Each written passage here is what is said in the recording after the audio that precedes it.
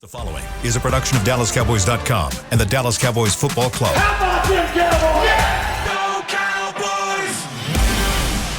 This is Media Mash, a roundtable of Cowboys insiders dropping wisdom and offering sizzling takes on the current state of your Dallas Cowboys. Now, your host, Newy Scruggs. Media Mash, let's ride on a Wednesday. All right, you know who they are. Longest serving member of the Media Mash is Clarence Hill, Fort Worth Star-Telegram. We got Saad Youssef, The Athletic. Jean-Jacques Taylor, former Cowboy beat writer, columnist, now the author of the book Prime, Coach Prime, The Making of Men, and the podcast Jock Talk. There you go. I'm Newy Scruggs. By the way, Saad, you can take off the credential. It's okay. Every show. Come on, every week. Come on. Take it off the show, man. We're not talking about credentials today. It's okay. It's okay, baby. I know you. You're good. You're good in here. I didn't know if You know, sometimes I don't know you need what to it's wear. like at the Athletic. Like, you and Macho to leave them on. It's okay. You need to wear them so people will know. Security might come in this That's room right. right here. And, why don't you have your credential on? Ooh, I don't want to get in hot water with Cowboys PR. Bonnie You're okay. Fight might come after you. You're in the safe zone. Chris Beam and Jazz got us all protected. They don't know who you are. We're in the cocoon here. We're Been all there since good. '96. Yeah. Micah Parsons spoke today. Loudly. Yes, he did. Yes, he did. He really wants this game. And I'm going to ask around the table. I'll start with you, John. Can you want something too much? No. Okay. I don't believe in that. I mean, yeah, you put some effort into it. I mean, but you can get too hyped for a moment. But everybody in here has played football long enough. Yes, we all know the pregame speech is great till you get out there and somebody smack you upside the head once, and then the pregame speech is gone. So, I think all it means is the focus will be there. And whether they win or whether they lose, I expect them to play well. Because you can play well and lose in the league. And we'll know if they played well and lose, just like we'll know if they played poorly and lost. Same thing. All right, for you, Saad. I mean, San Francisco 49ers, undefeated team put you out the last 2 years. Hearing Mike today, does he want it too much? I don't think you can want it too much as long as it's not manufactured. As long as it's organic and you actually feel that way. And I think even taking it before Micah, we were at the postgame press conference for Dak, and when he was asked about that, none of that was an act. None of that was fake. That was his real emotions when he was asked about the sting of the 49ers loss. I think when it's organic, there's no such thing as wanting it too much. I think when you're manufacturing it and you're trying to, it's a big game and you're not really getting up for it, and so you have to put in all this fake effort, I think that's where you kind of lose it a little bit. But nothing Micah said, nothing Dak said the other day felt like any of it was fake. Doug?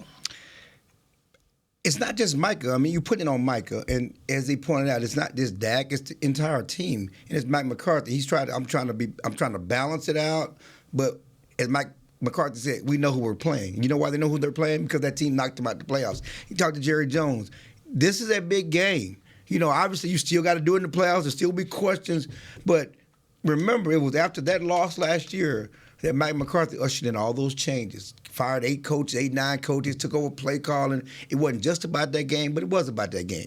He tried to say, well, these things were coming, but if they win that game, I don't know if they make all those changes. They take the next level, they don't make all those changes. But it was after that game that ushered in the changes they made throughout the offseason. So this game is personal. It's personal, and it should be. It would be validation of the changes they made. It would let them know how far they come. Obviously, we know, regardless, there are 12 games left, and you still will. And the media is going to say, well, you got to do it again in the playoffs. It don't mean anything. But for the Cowboys, it would be a shot in the arm. Okay, and so I started with Micah because he's the best player. And I was going to move on to Dak Prescott. And the reason I go there is your two best, your best player on offense, your best player on defense. You can be too hyped for things. Or sometimes, even in the want-to retaliation, I go back to the Spence fight. Got knocked out. I mean, I got knocked down by Bud Crawford. Next round, he come out. He going to try to slug with him, go with him. It was like, Yeah, but Spence was outclassed. I mean, it's not that. You see, this is my problem, and I'm sorry for cutting you off. But this is my problem. There's this notion out there that the Cowboys were non-competitive. Like, the 49ers just blew them off the field. They were both one-score games. last 2 years. The game came down to the end. There were opportunities at the end for the Cowboys to win this game. And so it's not going to be a situation where the Cowboys are punch drunk and just going to be flailing because they want it so bad. I mean, you got to trust that Dak does his homework. You got to trust that these guys do their homework. They're going to do their homework. They know there's a path for them to win. There was a path for them to win last year. Don't turn the ball over. You don't turn the ball over. That's a different game. And you catch the turnover that comes to you. I mean, we love Brock Purdy, but he threw an interception and Diggs dropped. And that's a whole different game. Dak don't turn the ball over. It's a whole different game. And so the mindset here is we do what we're supposed to do. Don't turn the ball over. Play defense. Do what we've done. Our identity is to get turnovers. You got a chance to win. That's realistic. That's foundational. That's not flailing. That's not hoping against hope and just throwing it out there because I want it badly, but I don't put nothing into it. Okay, we were all in the locker room today. I'll ask each of you, what did you take away from your visit in the room today? For me, it was just walking around and seeing how passionate players were about special teams. I mean, that was a big story in today's locker room, to be honest, because you had C.J. Goodwin and Jalen Tolbert were getting a lot of attention from media people because Tolbert had a big tackle that really did shift the momentum of the game on Sunday. And then Fossil on Monday was talking about the special teams board and all that stuff. So everybody was, kind of excited about learning about that. And man, it's real. And to kind of take this onto the field, I think it's very real for the Cowboys season so far. You look at 4 games, every single game. I know we can talk about a lot of different moments, but I can pinpoint a special teams moment, and this goes into the San Francisco game too. We can talk about offense versus defense on both sides. But the season began on a block kick that was returned for a touchdown. In week 2, you had Brandon Aubrey, who was kicking all the field goals. In week 3, you had Turpin's long return that was called back because of a hold, so a special teams play. And week 4, you had Tolbert's tackle, and you had the fake at PAT. Special teams has been a big underrated part of this Cowboys season. And I think when you go against a 49ers team that is right there defensively, right there offensively, special teams can tilt things, and today in the locker room, Goodwin and Tolbert were two of the main guys that a lot of people were talking to. JJT, what'd you get out of the locker room today? Well, I spent my time working on a personal project. Oh. So what I got out of the locker room was that, and I ain't breaking no news here, that Michael Parsons is chasing greatness. Okay, he said that, so I talked to a bunch of guys about that. But in doing so, and in doing that, this is a game where you need your best guy to provide those moments that get you a dub. And so I don't have any doubt that he'll do it. But to listen to his teammates talk about how it's inspiring to watch him chase it and to watch him make plays, I'm looking forward to see what he does to change the game, because you need him to be a game changer just like you need Dak to be a game changer. I agree. I mean, and that's why I rail against narratives, because everybody points to Dak last year, and they don't point to Diggs dropped interception. They don't point to Mike had a good game, but he didn't sack and change the game last year. Certainly, they held him 19 points. But you need the entire team to play at their best, not just the quarterback. Everybody points, well, Dak needs to do this. They all need to do this. They all need to play at their best in these moments, in these games. If they're going to win, they're going to take it to the next level. You need everybody playing to their best, not just Dak Prescott, but yeah, it's important. Tony Pollard been on the field. He wasn't on the field in the second half last year in that playoff game. He's on the field this year. It was important for the Cowboys Sunday to purposely get him some rest. As a lead, I'm going to let Deuce Vaughn take it. I'm going to let Lipke take it. Even after Rico got hurt, we're not putting Tony back in the game because Tony has had enough carries. Let the league and carries the first 3 weeks. They're going to give him a chance to rest. I guarantee you, in the fourth quarter, they won't be resting Tony Pollard this week. Okay, stay with the running back position here, Rico Dowdle. Do you expect Malik Davis to be called up this week and be their number 2 guy, or where do we go if Rico Dowdle is not available? The good news is that Rico is not as serious as they initially thought. He fractured his hip a couple of years ago, yes. And so he got injured on that same hip, and it's just a bruise. Probably a painful bruise, just a bruise. But we saw him out there warming up today, doing some things today. He will be limited, but there's a chance he could play. Malik Davis is an option. If he doesn't play, for sure, because he was there last year. And the reason why he was on the practice squad because Rico Dowdle showed up and did more things. You need somebody to be the true backup. Because Deuce is not the true backup. He's more of a gadget guy. and Lipke's more of a fullback. So if Rico doesn't play, if he's down, certainly I would bring, and I think they would bring Davis up. Okay. I think that the running game in general, and the 49ers are a great example of this. It doesn't just have to be your running back. I mean, Deebo Samuel is part of their running game. We've seen CeeDee Lamb take some carries out of the backfield. I think the running game can extend a lot past Tony Pollard. Tony Pollard has been shouldering the load early on this season, and I think Rico Dowdle and Malik Davis are both examples, like Clarence said, of more complete running backs, your prototypical running backs, whereas Deuce Vaughn is a little one-dimensional in one way. I mean, against the 49ers defense, Deuce Vaughn, if he's out there and missing blocks the way he was in last week, that's not going to bode well for this offense. You can't do that. I think your quarterback is also part of the running game too. I think we've seen him the first several games this year. He hadn't kept the ball, I don't think, but maybe once. I know, and a lot of those read options, and it looks like it's there if he wants it. I wouldn't be surprised at all if he's a little more assertive running out of the pocket, and if he keeps the ball on those read option plays a couple times this week. One thing he's done this year is pull the ball down and taken off out of the pocket. Last year, he may not have done that. A couple of years away from that fractured ankle, I think he's freer.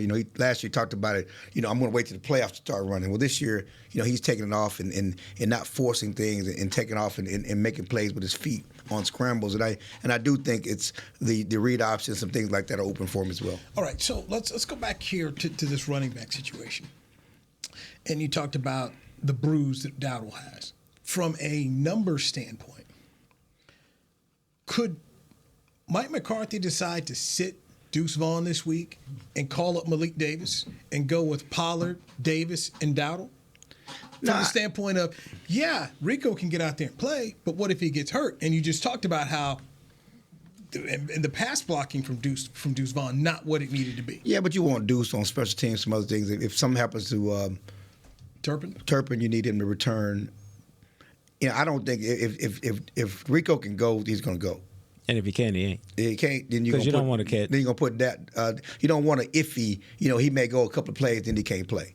I'd rather know for sure that I can count on him than not count on him. So and Malcolm, Malik, can do the things that he does. And to be clear, I don't think Hunter Lipke is a guy who's going to be, a running back per se or anything like that. But Mike McCarthy has a history with John Kuhn in Green Bay, the way that he's able to utilize that fullback a little bit differently. We saw Hunter Lipke run in a touchdown from the red zone. So I wouldn't say he's, Lorenzo Neal type fullback or anything like that. I think there's a little bit more to Hunter Lipke's game. John Kuhn. Just stay with John Kuhn. Yeah, John Kuhn. You don't have to go to Lorenzo Neal. I'm just saying. He's only one fullback mentioned per comment. You can say Darryl Johnston, too, if you want. Like Darryl Johnston. William Floyd. We can bring them all in. I was a big fan of Jim Braxton myself. But Walt Garrison. But Darryl Johnston being more of your lead fullback guy. I don't think Hunter Lipke's just that guy. I think there's more to his game. Not saying that he would be a replacement between the 20s at the running back position, but I still think there's more to his game. Do you know Walt Garrison? Tom Rathman. Of course. You know Walt. Okay, Mike Allstott. What number was it? Yeah, I couldn't tell you that. 35. I know that was back in the day, though. 35, I know that was back in the day. 35. He was 32. He was 32. Calvin was was 35. My bad. I was wrong. You try to put me on the spot like that, and then you don't even have your information down? My bad. I was wrong. Y'all say I don't say I'm wrong. I'm wrong. You're making fun of me at lunch, too, for the same thing. I got you at lunch. No. I got him at lunch. This man going to tell me about 2001. I said, how old were you at longest running media member, remember that. I said, how old were you in 2001?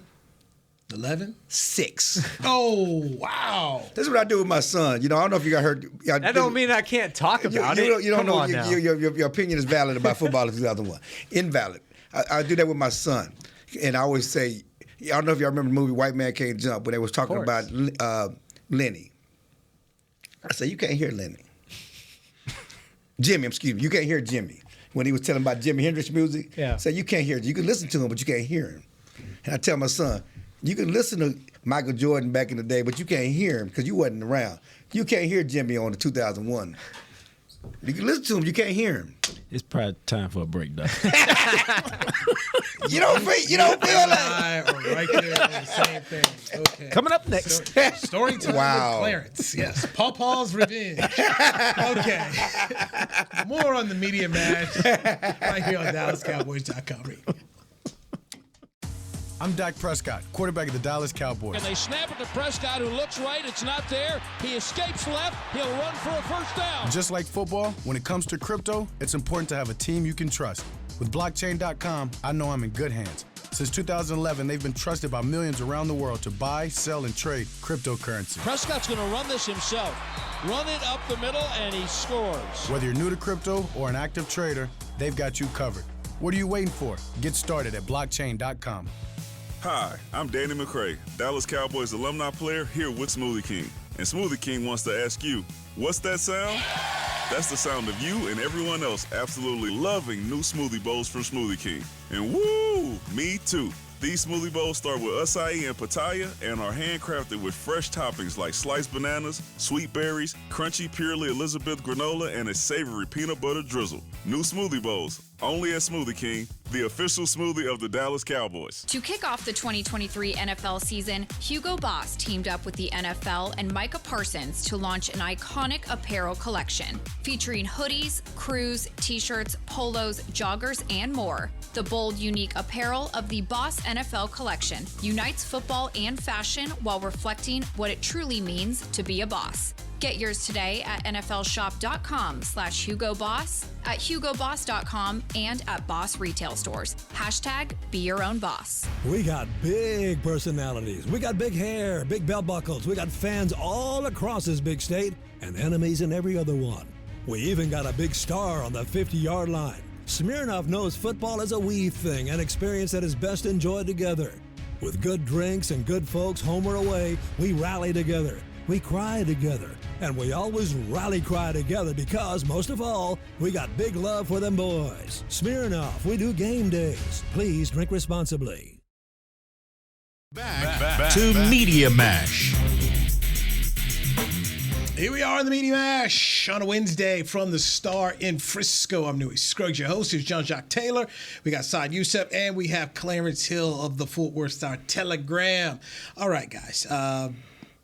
Dak Prescott, last 2 seasons, 3 minutes to go, has had the football with the opportunity to go down the field and win the game. The Cowboys have not been able to do it. Thus, a lot of the criticism that he has shouldered has come from this game and the ending. He already, and you guys were there, spoke about it after the game last week. He's tired of talking about it. How much of the criticism is legitimate, Side? I think there's a decent amount that's legitimate because even going back to that game last year, I mean, I know he had the interception in the red zone. To me, his worst play wasn't even picked off. If you remember, it was towards the end of that game where he hits the player, 49ers defender right here, and it's dropped. And that could have been really the poster board of that game was that pick six if that's caught. So I think some of it is warranted, or a lot of it is warranted. And I think the unique thing also about this matchup is that a lot of times when we pit quarterbacks against each other, it's unfair because the quarterback's not going against another quarterback. It's going against the defense. But in this situation, for example, with Brock Purdy's going against a great defense. Dak Prescott's going against a great defense. And so there is something to, they're not the same defenses, but there is something to you need to outperform the other guy, and you need to make sure that you're playing up to par. You're being able to outduel someone like Brock Purdy. So I do think a lot of it is legit. Well, you don't change the narrative till you change the narrative. And the narrative is you're a really good quarterback who ain't done it in the playoffs. So until you change that, you got to keep hearing about it. See, and I'll just push back on that a little bit. Hasn't done it. It's almost as though it's forgotten that they went to Tampa Bay and ended Tom Brady's career. Of course, it's the chain moving on the goalpost. Well, check this out. This is Cowboy. This is the deal with the Cowboys. You ain't done it till you done matched who? Troy and Roger. I'm not debating that. But it's a national thing, though. It's a moving of the goalposts. Because I'm going to tell you what, even if he wins this Sunday, It don't matter because it's not a playoff game. Well, true. You know, so but we're talking about this week's game, and so we're talking about the matchup here. Even if he outperforms him, it won't mean anything if you don't do it in the playoffs. You still got to go do it. You still got to climb that mountain again. Right. That has been one thing that I have noticed when people talk about. It's always a moving on the goalpost. About this team even just last year. It's as though that Tampa Bay game never happened. It's as though these 3 wins have never happened. I've heard people talk about the Jets' defense was trash. Cowboys did nothing against the Jets. 30 points. They couldn't score in the red zone. Jets defense tried to miss all these reads. They moved up and down the field. Now, how did the Jets do against Buffalo? In the current favor for MVP? How they do it? How did defense do against Buffalo? How did that defense do against Kansas City? Oh, and I heard Dan Orlovsky talking about, I give Kansas City credit. That's a good Jets defense. He scored 23 points on. But when it was the Cowboys, our Jets defense sucked. Now, I'm not saying Dan, but that's the mentality. It's always changing of the goalpost. Even with, we can compare scores. All we can do is compare scores and see how teams played. The Eagles and how they did against the Patriots compared to the Cowboys. But yet, we got a ceiling. We got to say, oh, yeah, but they didn't score the touchdown in the red zone. So but no one questions the Eagles' success in barely beating them and struggling with them at times or anything like that. So that's part of it. That comes with the dinner, of course. But to me, for media members, it's one thing for fans to do it. It's another thing when we do it. We fall into this narrative that's not legitimate. Well, I think sometimes also there is a little bit of when you're playing at a higher standard, you're held to that higher standard. And I kind of go back to, a couple decades ago, you saw Peyton Manning coming up, and until he couldn't get over the hump, no matter how great he was greater than Dak. He was winning MVPs. How old are you? But here's where I'll fight you on Peyton. Peyton Manning was, while the playoff success was his issue, he was winning MVPs and he was thought of as one of the elite quarterbacks in the game. So his criticism was, you can't beat the Patriots. That was really his big thing. Well, it was big moments. You said about Dak too, right? Like his criticism is the big moments. And Peyton Manning, whether it was the Patriots early on in his career or even later on, it was the Chargers later on in his career. But even still, he was regarded as an elite quarterback. Right. This Dak, you got people like Shady McCoy calling the guy, trash. It's ridiculous. Right. Right. So Peyton had a respect. Dak is still sitting here fighting for respect. But the playoff losses to the 49ers are something that I kind of come back into what I used to say about Tony Romo. I used to tell people, Tony's not the reason why they're not winning, but he's a part of the problem. And he's not the reason why they are winning. And I go back, and it just kills me because we talk about the playoff success. His rookie season, he damn near beat Aaron Rodgers. He had an almost flawless game. He was not the reason they lost. And people act like he's just, when it comes to playoffs, Dak don't show up. That's not true. He beat Russell Wilson, outplayed him here in the playoffs, did what he's supposed to do. Now, clearly they haven't won 2 playoff games, but to act like as soon as the playoff shows up that Dak goes to sleep is not true and is not right. I think it just, it's like anything else. He just needs to play his best football in the postseason. And until that happens on a level where they get to an NFC Championship game, he's like every other member of this team, man. They've been held down by the failures of 2000. Oh, no doubt that clouds over the head, but 14 and but 16. But it's more on Dak than anybody else because that's because he's the quarterback. He's the $40 million man. And that's why I said earlier, it's not just Dak. And you need Micah, who is the best player on the team, to show up and show out. And if he's getting triple teamed, you need DeMarcus Lawrence and those guys to be making plays and doing what they need to do. You need the Trevon Diggses to catch the interception when it comes to them, make the plays that come to them in these games. Best players to play their best game, and then you'll be happy you take care of the rest. So where does Mike McCarthy fall within this? I'm driving home Sunday night, and I'm listening to one of my old friends' night show, and they spoke about McCarthy in terms of losing his job if they don't reach a certain point. And what does Mike need in terms of this game plan? I think it's with everything. Mike is competitive. He's, he tries to say, hey, just another game, regular season game. He wants to win. He knows what they're playing. He knows what it means for him. But it's more about the team. I really think that Mike does not get enough credit for the job he's done. People act like he's just the empty suit, that Aaron Rodgers got the Super Bowl, in spite of him and all of the stuff. Of course, Aaron Rodgers has not gone back since he left, but people act like, that Mike doesn't know what he's doing, that he doesn't have a history as being a better offensive coordinator than Kellen Moore. That he has not been in more success, even when he was an assistant, than Kellen Moore. And I just don't think he gets enough credit. And so, all of that is part of his motivation. Okay. But the good news about Mike, which I've seen this year, he's not trying to prove anything to anybody. These first few games, he's not saying, I'm going to try to light up the scoreboard to show you I can call plays. His focus is winning the game. He talked about that when we're at the combine. I just want to win games. I want to protect my defense. I'm not trying to put on no show. I'm not trying to have the number one offense. They don't have the number one offense. They've been very efficient. They certainly have struggles in the red zone, but his focus is winning the game. He's not going to sit up there and do things where I got 3 offensive linemen out. I'm not going to put Dak out there and just to show you I can throw the ball down the field. I'm going to do what it takes to win games. And I think that's going to be his focus going into this game as well.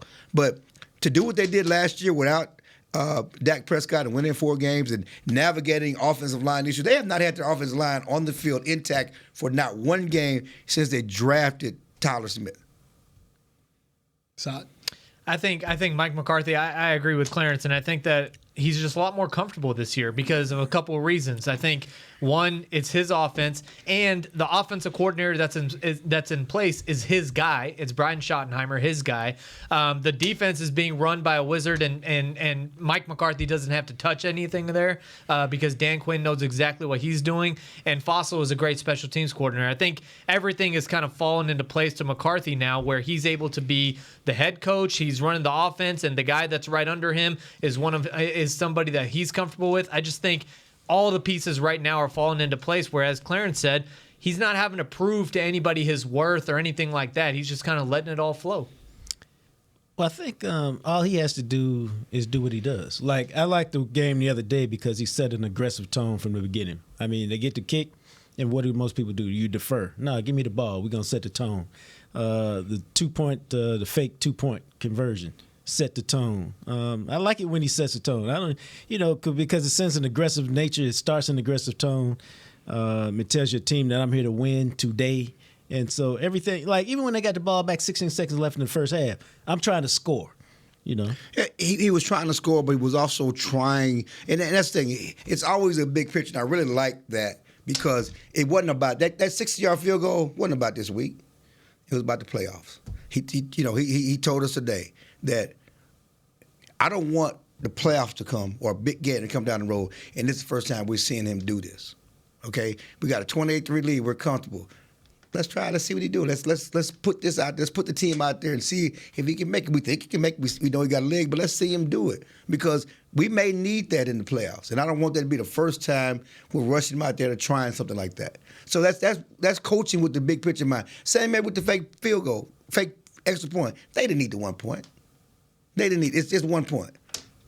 It's about putting something on tape. It's about showing something. It's about letting your players, they practice this. Let's put it out there, showing they can execute it, but also putting something in the minds and the heads of opposing defenses down the road. Maybe I can't rush too hard. Maybe I can't go after this too hard because the Cowboys got something up their sleeve.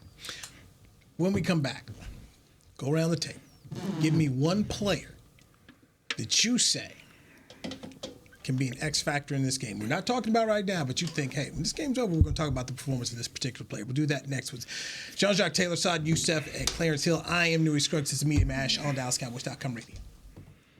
It's the official men's skincare brand of the Dallas Cowboys, Jack Black. And right now, Cowboys fans can get 15% off their $75 order. Plus, because every deal needs a playmaker, your order will include a free 5-piece skincare set and free shipping. The Jack Black Playmaker is 4 of Jack's favorites and a full-sized intense therapy lip balm. Make a play for the Playmaker at getjackblack.com/Cowboys with the code CowboysVIP. That's getjackblack.com/Cowboys with the code CowboysVIP.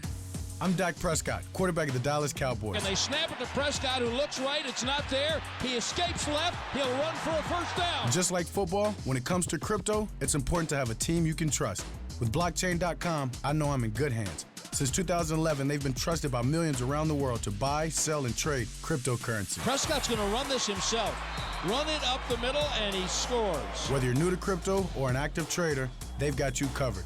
What are you waiting for? Get started at blockchain.com. To kick off the 2023 NFL season, Hugo Boss teamed up with the NFL and Micah Parsons to launch an iconic apparel collection featuring hoodies, crews, t-shirts, polos, joggers, and more. The bold, unique apparel of the Boss NFL collection unites football and fashion while reflecting what it truly means to be a boss. Get yours today at nflshop.com/HugoBoss, at HugoBoss.com, and at Boss retail stores. Hashtag be your own boss. We got big personalities. We got big hair, big belt buckles. We got fans all across this big state and enemies in every other one. We even got a big star on the 50-yard line. Smirnoff knows football is a we thing, an experience that is best enjoyed together. With good drinks and good folks home or away, we rally together. We cry together, and we always rally cry together because, most of all, we got big love for them boys. Smirnoff, we do game days. Please drink responsibly. Back to Media Mash. Media Mash, right here on DallasCowboys.com radio. Jacques Taylor, got Saad Youssef, Clarence Hill, I'm Newey Scruggs. So Cowboys, 49ers on NBC Sunday Night Football. Niners 4-0, Cowboys 3-1. Go around the table. I'll start with you, old man. Who is the Cowboy player we're not talking about right now that's going to have a game and you say, yeah, man, he balled? Ooh. You had a whole break to come up with something. Right? I did have a whole break to come up with something, but let me say Michael Gallup. Okay. It's his time. Saad Youssef. I think Osa Odigizua, because I think Christian McCaffrey, with everything that he provides, I think that interior has to be really solid. And I was going to say LV because I think the linebackers need to show up yeah. too. So I think that whole section for me, I'll go with Osa. I like J. Ron Kurtz going up against Kittles. Go do your thing, boy. See what you got. Give me Brandon Cooks. Saw Cooks when was it Micah talking and Cooks came through and I said, about that time. Yeah, it's about that time. and while I don't have it confirmed, I'm imagining Mike McCarthy's had some plays that he's like, you know what, I got something for Cooks, and this is the game to bring it out in. And yeah, I think here it is. It's game 5. Okay, let's see the Dak Cooks connection, because you need a big play. You're going to need to throw the ball in order to try to beat these. Well, you're not going to drive on a consistent basis 10 plays, 80 yards. They've done it all year. They've done it all year. Not against this defense. I don't think they're going to do it against the 49ers. They did it against the Bills. They meant to beat the Jets. Yeah. Did it against the Patriots. Okay. The Patriots is not the. Patriots got a pretty good defense. Don't laugh at the Patriots defense now. Don't laugh at the Patriots defense. I'm gonna laugh at them. Don't laugh at it, but just see what I'm saying. The Cowboys make these defenses look bad. With the Patriots ain't got nothing on defense. Patriots got a pretty good defensive line. Wasn't nobody running to them like that. But I hear what you're saying. You're going to need the big play. The question is, can you protect to get the ball down the field? I mean, we're going to probably have Chuma at left tackle. Tyron told me he Tyron ain't told you he's playing. Don't even sit up here and say this on this podcast. He didn't Tyron has not told you. Tyron ain't told you he playing. I mean, the disrespect. Did he tell you he was playing? Did he tell you he was playing? He was going to say, I'm going to see what I can do. He said, I'm going to keep him guessing.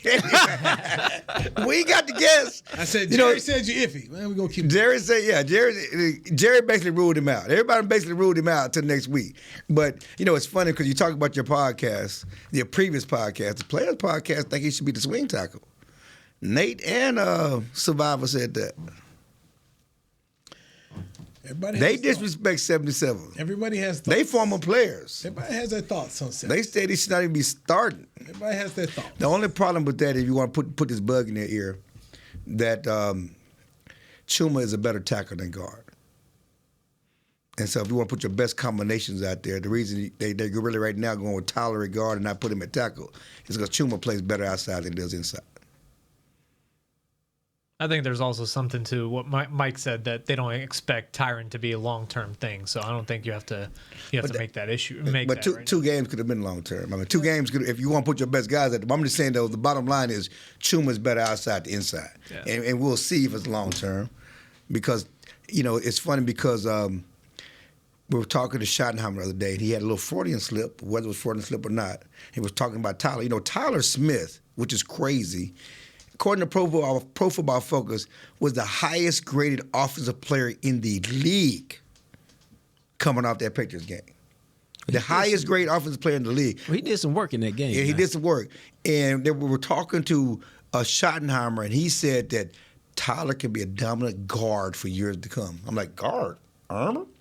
Well, he could be Zach Martin, is what they're saying. That's what I'm saying. Then I say, what you mean by guard? I thought he was going to be a tackler in the future. Well, I mean he's going to be a good offensive player. But my point is, it was a Freudian slip, but it may be the truth. He may be long-term guard, and he could be Zach Martin at left guard. Which, and going down that, since you opened up that door, yeah. Do you take a guy that you see and you think he can be in that line of Zach Martin, Larry Allen, wearing the 73 like Larry Allen? Do you leave him there and then this offseason go get you a tackle? Go ahead, get you a tackle. Well, look, they did this with Zach Martin when he's already been an All-Pro, where they tried to switch him out. I think a lot of it is need-based. Back in 2020 when they tried to kick him out a little bit. But Zach didn't want to do it. Right. Yeah, he didn't want to do it. Mess up the Pro Bowl. Yeah, Zach didn't want to do it. That's a whole different deal. We're talking about early in that career, but Zach didn't want to do it. But just looking long term, where Stephen Jones has gone on record and told us, okay, yeah, we envision him being our left tackle of the future. Maybe that's not what you do. And they've tried to draft tackles and Matt Waletzko and Josh Ball. That has not worked here. But mid-round guys. You can't draft a left tackle in third, fourth, fifth round. Which is the next thing I say. Maybe you decide that, okay, guys, let's go ahead and understand we like Tyler at the left side, make the investment and go on the left tackle. Something they had talked about on draft day and did not do. There's no question that, to me, right now, drafting an offensive lineman was a guard or tackle should be the first pick next year. Depending on what you're doing with Say that again? Drafting a left tackle or a guard should be your first pick next year. Yeah. I ain't taking a guard with my first pick. That's fine. But if Tyler Smith becomes your guard, you did before. No, I took him to be my tackle, but sports is fluid, so he became my guard. You took Zach Martin and he was your first pick. I don't know. You took Zach Martin with your first pick and higher than that. There are outliers all the time, but if you draft outliers all the time, then you have a team of outliers. And they were going to take a guard this year, but they decided to draft for need, and they took Mozzie. It was between Mozzie and a guard, Joe Bergeron. That was it. I saw Mozzie in the locker room today. I didn't have enough time to talk to him, but I saw him. He ain't gonna say much anyway. He actually had a better game this week. I mean, the thing about the thing that he does is not going to show up because he's a nose tackle. He had a better game this week. He's another guy that needs to play well. He did a good job with on quarterback sneak. Yeah, he was part of that. He was part of that quarterback sneak, and that's why you drafted him. They drafted him to stop the Eagles' quarterback sneak. Yep. Yeah. Okay. All right. There are worse things to do.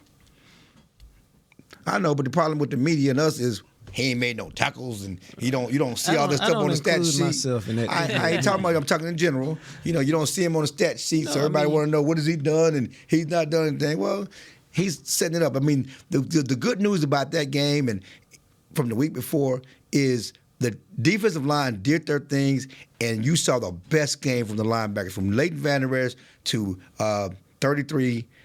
My mind is gone blank. Damone Clark. He was running over the field and making plays. Running silent. That's you want your tackles to allow your linebackers to run free and make plays, and you saw that. If the Cowboys don't win this game, what does it mean? Fire everybody. Okay, Stephen A. Thank you. First take. Cooper Rush, quarterback. I think Dan sports, Quinn, the coach. I think sports is too complicated for a basic answer on that because it depends on. Boy, shut up. Give us the real answer. No, it depends on how you lost. It depends on not on this podcast. Not with the Cowboys. It did. Tony Pollard. Last time these teams played, Tony Pollard got hurt, and that changes a lot. Now I don't think the criticism was harsh. Nobody said right. Tony But I'm saying, if it's another position, I'm not gonna put that on anybody. But a lot of it depends on how you lose. Did you lose in a blowout? Did you lose close? I think a lot of it depends. But at the end of the day, I think this is. He gonna run for office one day. I'm gonna give Mike McCarthy and Jerry Jones credit on this. and the coordinators as well, nobody's downplaying this matchup. If we've been talking to them every day this week, and they're not trying to say this is just another game. Did you answer the question yet? Everybody knows this is not just another game. Going around the woods. I think if they do lose this, it'll be a gut punch. I don't think that it's going to be. I don't think it's gonna set them back in the season or anything like that though. Oh, it's a bit of disappointment if they lose because it's because you're also not just trying to beat them. You jockeying for position in the NFC. You then become maybe possibly 2 games behind the Eagles in the division. You're already 2 games behind them. You don't have a tiebreaker with them, so it's really 3. So when you get to the playoffs and you think about big things, if you're thinking about big things, you're thinking about Super Bowl. If you're thinking about Super Bowl, you're thinking about the NFC Championship game, and you're like, dang, it looked like we might have to be on the road again, and that's not the easiest path to a championship. That's why this game's big. I can't even say it any better. It's not the end of the world. You got 12 games left. If you win, you still got to do it. But understand it's not just about this game because you don't want the game to beat you twice. And you put so much into this game, and you lose this game. You don't want that lull about, damn, we can't do it. And then you got to play the Chargers. And after the Chargers, you got the Rams and the Eagles. And this whole 4 games over this month, this is going to tell you the story about this Cowboys football team. You win this game, you beat the Chargers, you had to bye. They're going to be sitting pretty, looking pretty, because you shouldn't have lost to the Cardinals. That's unforgivable loss. Okay. Unforgivable, because you should be 4-0. So those games that you could give away, you can't give those games away no more. I'm really thinking about the what ifs if they don't win this game. And I know a lot of folks around here are really high. Vegas has the 49ers as a full-point favorite. Vegas they're supposed to, right? Right, pretty good. And the way they're playing right now, this could happen. And I'm gonna be real interested. I'll be out there. We'll be out there, but I'll be very interested if they don't win this game. And I understand what you're saying, Saad. What's the context? But I don't think the context will matter. It'll be, you guys said this was a measuring stick game. Owner goes on the radio, says measuring stick game. You guys said you learned, you didn't do it. One more time, you didn't do it. I'll be very interested to see how this thing. At the end of the day, it's a step on the journey. Win or lose, a step on the journey. I don't think. And you see it that way, and I understand what you're saying, but we also know that the Dallas Cowboys. We know what the national narrative is going to be, and they didn't get it done, and they just beat up on bad teams. But again, it's how you react, and certainly the Cowboys have a 9-1 mark right now after the losses. I think they'll bounce back, but yeah, this game is important. You need to go on and let, again, validate the moves you made, validate the steps you're trying to take, validate the dream of this is going to be the year. This is an opportunity to do that. I also think, to your point about Cooks, going back to that about him maybe having a good game, I think one thing that stood out to me talking to McCarthy today was just, him talking about the unscouted looks and how the first month of the season is kind of feeling it out. I mean, how much do the Cowboys still have in their tank that they haven't even had to put out there? Yeah. Because 3 out of the 4 games have been so lopsided, whereas everybody else is playing October football. They might still have a handful of unscouted looks to get Brandon Cooks involved and all that kind of stuff, because 3 out of the 4 games they've been playing, blowouts. What has he been saving in the bag for this game? It's going to be look. This is interesting. This is fun. This is why we do it. Can't wait for it. NBC5 Sunday Night Football. 49ers, Cowboys, be there. Taylor Swift won't be there, but it's okay. We still gonna watch anyway. Clarence Hill, thank you very much. Stop it. Just be safe. Thank you. We'll see you tomorrow. Did Jerry miss opportunity with Taylor Swift? I mean, Dak, you got to go date Taylor Swift. Taylor Swift and the Cowboys. That would be something. Carrie Underwood. Taylor Swift is a whole nother level above. She's a cut above. He had Kim Kardashian. The man's went through some. She's cut above. Right now, Taylor Swift's a cut above. I'm just saying. He's had a run. Jean-Jacques Taylor, thank you very much. It's Media Mash. Thank you, Chris, Jazz, Big Will, Josh. Everybody's been a part of it. We'll talk to you tomorrow right here on DallasCowboys.com radio. This has been a production of DallasCowboys.com and the Dallas Cowboys Football Club. How about this, Cowboys? Yeah!